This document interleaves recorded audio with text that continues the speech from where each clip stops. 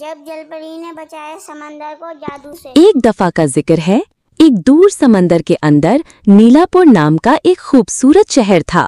وہاں مینا نام کی ایک چھوٹی جل پری رہتی تھی۔ مینا بہت شوخی، سمجھدار اور کیوریس تھی۔ اس کا سب سے اچھا دوست ایک چھوٹا سا مچھلی راجا تھا جس کا نام ٹوٹو تھا۔ مینا ہر دن سمندر کے کونے کونے میں گھومتی، نئے راز ڈھونڈتی۔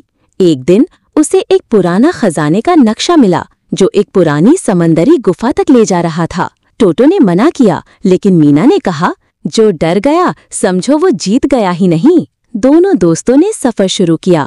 راستے میں انہیں رنگ برنگی مچھلیاں، بولتے ہوئے سیپی اور ہنسنے والی جیلی فش ملے، مگر جیسے ہی وہ گفا کے پاس پہنچے ایک اندھیرا چھا گیا۔ وہاں ان کا سامنا ہوا ایک برے جادوگر سے، زنگارو۔ زنگارو نے سمندر پر اپنا جادو چلانے کی کوشش کی تھی تاکہ وہ ہر کسی کو پتھر بنا دے۔ مینا نے ہمت سے کہا، میں نیلاپور کو بچاؤں گی۔ زنگارو نے اس پر ایک طاقتور جادو چلایا لیکن مینا نے اپنی آواز کا جادو استعمال کیا۔ اس کی آواز میں اتنی معصومیت تھی کہ زنگارو کا جادو ٹوٹ گیا۔